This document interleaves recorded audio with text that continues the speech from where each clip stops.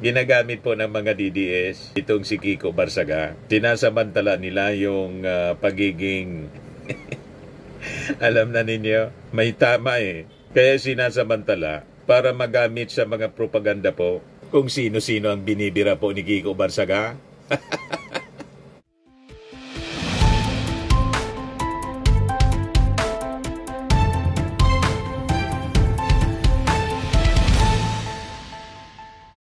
Hello po mga kababayan, si Dante Maravillas. Dito ulit tayo sa ating podcast, Live with Dante M. Si Kiko Barsaga, yung pabidang congressman ng Cavite na ang bansag Congressmyo, gusto na mag-file ng impeachment complaint laban sa ating Pangulong Bongbong Marcos. Nag-react na po yung ilang mga congressmen natin. Sabi ni Deputy Speaker Ronaldo Puno, wala akong makita kung anong pwedeng gamitin na ipapa-impeach si President Marcos. Wala talaga. Because I think, honestly, he's doing a good job. He is bringing up the correct issues and he is determined to find the solutions in the issues that he has raised. So ano i-impeach mo doon? Sabi ni Congressmyo, betrayal niya o public trust mula sa kanyang hallucinations. Bakit kasi yan si Congressman Kiko Barsaga, hindi pa ninyo yan ini-expel dyan sa Congress? Di ba plano ninyong, hindi nga plano, may final na kayo na ethics complaint laban kay Kiko Barsaga? Tuluyan na ninyo kasi. Isang kahihiyan sa Kongreso itong si Kiko Barsaga na hindi mo maintindihan kung ano yung tinira. Ito yata yung totoong bangag. Yung ating Pangulong Bongbong Marcos ang laging inakusa na bangag. Pero yung mga nag-aakusa sa ating Pangulo, hindi lang yata bangag, kundi baliw. Mga taka sa mental, mga kababayan. O di ba? Pambira talaga ito mga. Hindi na natin maintindihan kung bakit ano ba yung tumama na salot. Tinamaan ng salot or plague. Yung isipan, mga kababayan ng mga anti-Marcos, kakaiba na po kung mag-behave. Ito, tingnan ninyo.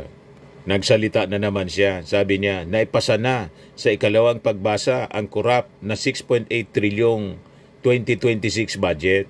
Muling magnanakaw sa sambayanang Pilipino ang Kongreso, Senado at Administrasyong Marcos. Yan, walang tigil sa pag-propose ng kung ano-anong akusasyon. Itong si Kiko Barsaga. Ayan, magnanakaw na naman sila. Napasanaan niya yung 6.8 trillion na budget for 2026 sa second reading. Congress, Senate, and the Marcos administration will once again steal from the Filipino people. Inaasahang pagbubutuhan sa ikatlo at pinal na pagbabasa ang 2026 General Appropriations Bill sa Oktubre 13 bago ang Halloween break ng Kongreso. Kaya tingnan mo yung mga reactions ng mga tao. Sabi ni Ramon Pataksil, naglulu ka na lang, nakaka-stress. Sabi ni Nari Morales, may tama kamyo. Sabi ni Federico, dapat kasuhan at huwag na bigyan ng pagkakataon umupo sa alinmang posisyon ng mga politiko na nang-udyok at sumisira sa imahe ng gobyerno. Sabi ni Sinaida, DDS lang naman ang bilib sa kanya. Ginagamit po ng mga DDS itong si Kiko Barsaga. Sinasamantala nila yung pagiging alam na ninyo, may tama eh. Kaya sinasamantala para magamit sa mga propaganda po kung sino-sino ang binibira po ni Kiko Barsaga. Sabi ni Glenor, selected Mio. Sabi ni Angel, nako, nababaliw na yang si Barsaga. He wants to gain popularity, preparation for his future political career. Sabi ni Pilyang Angel, abnoy talaga. You see? Sabi ni Nelson, Pacheco, Kiko, the psychotic. May tililingan niya. Sabi ni Randy Cruz, obviously, implanted distraction lang ito ng kampo nila Fiona Piatos para malinis yung totoong issue sa bansa. Do not pay attention to this weirdo. Sabi ni Bonnie Torres, nagbababos laway niya tuwing magsasalita. Kadiri, may saltik pa. Sabi ni Ali Mukoy, dapat zero budget ang district ni Miow. Sabi ni Josie Otley, wala sa katinoan, may saya din. Sabi ni Michael Galera, kawawa naman, sayang bugok ang isip niya. Ganon mga kababayan. Sabi ni Pono sa isang interview, si Barsaganya is free to pursue any political action he wishes, including filing an impeachment case, but insisted there is no legitimate basis to remove the president from office. Nobody is preventing him, referring to Kiko Barsaga, from doing that, but I don't think he's going to get very much support. The lawmaker stressed that he sees no wrongdoing or failure by Marcos that could justify impeachment. Kasi kung ako lang, wala akong makita kung anong pwedeng gamitin na ipa-impeach si President Marcos. Wala talaga, because I think honestly, he's doing a good job. Siya pa ang pinakamagaling na Pangulo na umupo after Marcos Sr. After Marcos Sr., walang kakwenta-kwenta yung mga umupong leader. Lalo na yung past administration po. Yan ang pinakamatindi. Yung past administration, medyo mabuti-buti pa rin yung mga previous administrations. Other than si Digong. Si Digong pa lang, mga kababayan ang nakaso na crimes against humanity. Imagine that. First ASEAN leader, pero tuwang-tuwa pa. Mga kababayan, yung mga supporters niya. You see, yung ating Pangulong Bongbong Marcos, hands-on sa kanyang trabaho, lalo't sunod-sunod yung mga tumatama sa ating disaster. Lindol, baha, bagyo, pero nandyan palagi ang ating Pangulong Bongbong Marcos. At may balance sa kanyang mga ginagawa. Hindi lang siya nakatutok doon sa disaster operations. The rest ng kanyang function bilang presidente, ginagawa niya mga kababayan.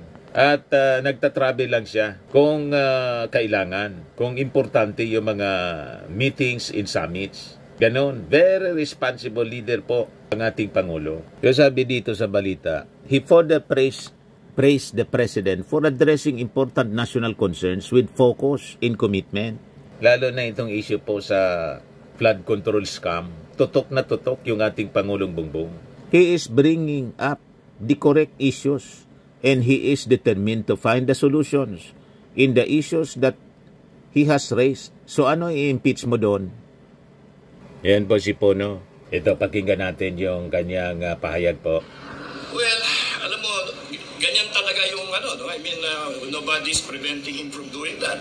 Kung gusto niyang gawin yan, di gawin niya. But I don't think he's going to get very much support, to be honest. Kasi ako lang, wala akong makita kung anong pwedeng gamitin na ipag-impeach si President Marcos. Wala talaga, because I think honestly he's doing a good job. He is bringing up the correct issues and he is determined si Kiko ang impeach ninyo. Expel pala, wala may impeachment sa Congress. Pero siyempre, kung may isang tao na gustong gawin yan kahit na walang base, hindi mo mapipigil yun.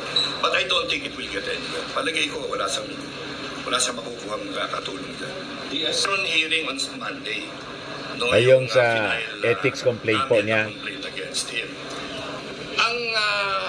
Nagpadala na rin sila ng depensa nila. Alam mo, ang depensa niya is freedom of speech, yung mga ganun siya talaga, yung mga ganun.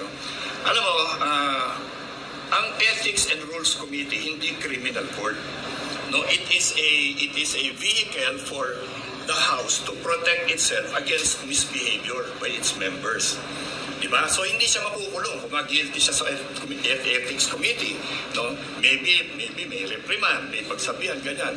Pero kasi yung ibang mga ginawa niya na hindi nga mapagsabihan ng nanay, dapat niya ni-expel. Sinasabi niya na karapatan niya yun. Actually, karapatan mo yun as a citizen.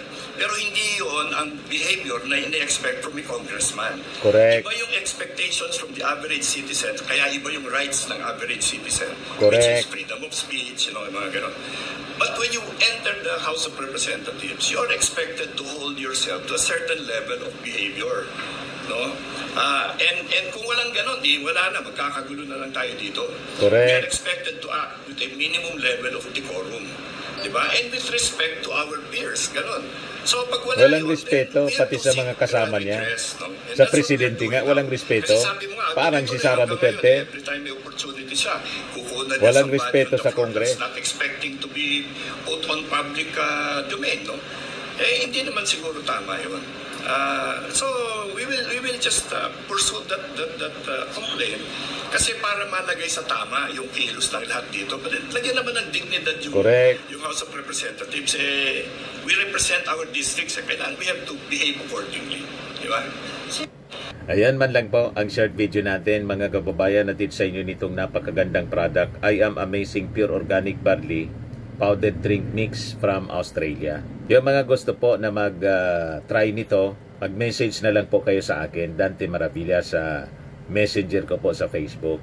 Yung gustong magpa-orient nito at planong magnegosyo, pa-orient kayo sa aking anak na architect entrepreneur, Riz Maravillas. So lagi ninyo pong tatandaan sa buhay, you become what you believe. Bye-bye po.